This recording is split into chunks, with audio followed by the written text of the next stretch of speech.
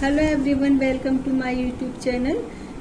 तो गाइस, आज नवरात्रि का प्रथम दिवस है और प्रथम दिवस के आप सभी को ढेर सारी शुभकामनाएं और आपके 9 दिन मंगलमय हो और आपको सफलता प्राप्त हो, सुख समृद्धि प्राप्त हो।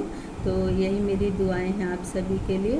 और गाइस, जब भी हम अपना नया काम शुरू करते हैं, चाहे स्टडी हो, जॉब हो या बिजनेस, हम सक्सेस पाने के लिए ज़्यादा से ज़्यादा मेहनत करते हैं, जबकि हमको ये नहीं मालूम होता कि कितनी सफलता मिलेगी भी या नहीं। और मैं भी अनामिका अजूबी की कहानी का संडे टू संडे ऑडियो बनाने की पूरी कोशिश करती हूँ। और आज मैं अनामिका अजूबी की स्टोरी का 15 पार्ट लेकर के आई हूँ। तो अब अनामिका की शादी के 3 साल हो गए थे और अब वो अपने खुद के घर में शिफ्ट हो गई थी, क्योंकि जब वो शादी होकर आई थी, जिस घर पर रहती थी, तो वो रेंट का घर था। वहाँ का वो लोग किराया भी नहीं दे पाते थे, लेकिन उस मकान के ऑनर बहुत अच्छे थे, तो 6-7 महीने में भी किराया दें तो कुछ नहीं बोलते थे। और जिस नए मकान में अनामिका अपनी फैमिली के साथ शिफ्ट हुई थी, उस मकान पर शादी के 1 साल पहले कब्जा ले लिया गया था, लेकिन उसकी एक भी किस्त नहीं जमा हो पाई थी। और जब अनामिका अपनी फैमिली के साथ घर में शिफ्ट हुई तो हर महीने मकान के इंस्टॉलमेंट की प्रॉब्लम शुरू हो गई थी और उस पर 2 छोटे छोटे बच्चे, और फिर अपने खर्चों से बचत करके 2 साल बाद रजिस्ट्री भी हो गई। गाइस, हम सोचते हैं कि हमारे पास पैसे नहीं बचते या फिर हम कोई प्रॉपर्टी नहीं ले सकते, तो इसके लिए पहले हमको दुनिया के दिखावे से दूर रहना होगा और थोड़ा थोड़ा बचत करके प्रॉपर्टी में इन्वेस्टमेंट करके हम काफ़ी प्रॉपर्टी बना सकते हैं। और अब अनामिका के दोनों बच्चे स्कूल जाने लगे थे। अब अनामिका की ज़िंदगी और भी ज़्यादा मुश्किल हो गई थी। दिन भर बच्चों को संभालना, घर का काम करना और सारी रात हस्बैंड का इंतज़ार करना।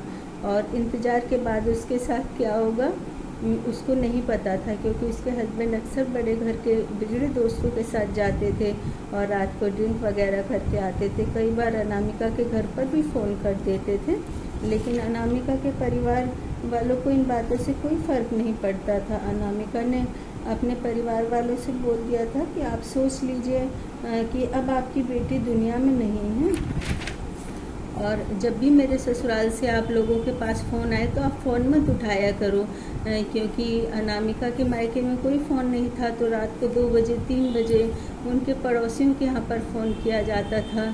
तो ये तो किसी को भी नहीं अच्छा लगेगा। और अनामिका को उसके हस्बैंड के फ्रेंड से बहुत नफ़रत थी, क्योंकि वो ये नहीं सोचते थे कि घर में छोटे बच्चे हैं, कुछ परेशानी हो गई तो रात में अनामिका कहाँ लेकर जाएगी। और उसको घर खर्च भी नहीं दिया जाता था, क्योंकि उसके ससुराल वालों का मानना था कि बहू को अपने बस में रखने के लिए उसको परेशान करने के साथ साथ पैसों से भी लाचार रखा जाए।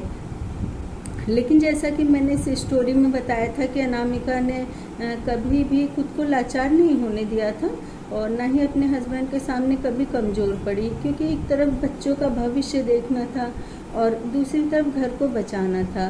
क्योंकि अनामिका के हस्बैंड रोज़ उसको तलाक की धमकी देते थे और एक रोज़ जब सारी हदें पार हो गई तो अनामिका ने अपने हस्बैंड से कहा, आप रोज़ रोज़ मुझे क्यों डराते हो, क्योंकि मेरे अंदर का डर तो ख़त्म हो चुका है और अब ना मुझे मौत से डर लगता है।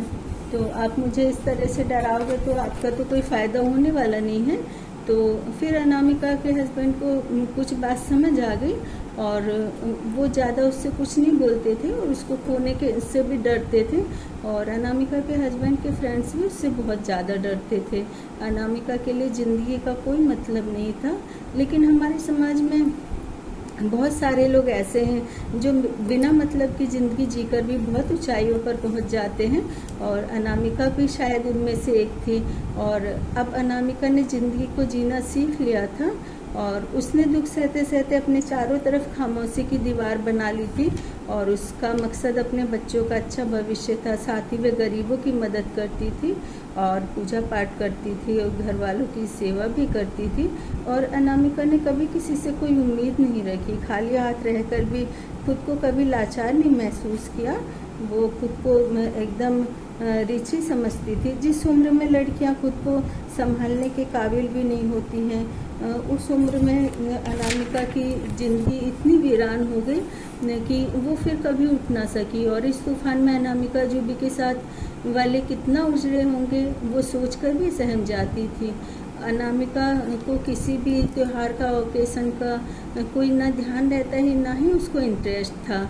और कई बार कुछ क्षण के लिए ऐसा लगता था कि वो बहुत खुश हो गई, लेकिन फिर थोड़ी देर बाद वो क्षण भर की खुशी आंसू और दुखों का गुबार बन करके टूटती थी।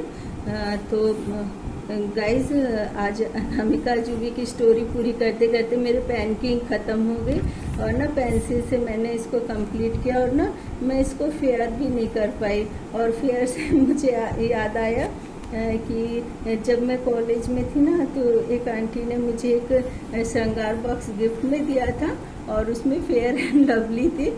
तो मैं उसको कॉलेज लगा करके गई थी। तो मुझे घर पे बहुत डांट पड़ी कि तुम कॉलेज ये क्रीम लगा करके गई हो, पढ़ने जाती हो फैशन करने। तो फिर मैंने कभी वो क्रीम नहीं लगाई। लेकिन मैं सच बताऊं कि मुझे ना फेयर एंड लवली क्रीम बहुत ज़्यादा अच्छी लगती है। और आज मैंने ये स्टोरी पूरी करी और आप मेरी इस स्टोरी को पढ़ें और मुझे सब्सक्राइब करें। आज ना व्रत होने की वजह से ना मुझसे बहुत ज़्यादा बोला नहीं जा रहा है।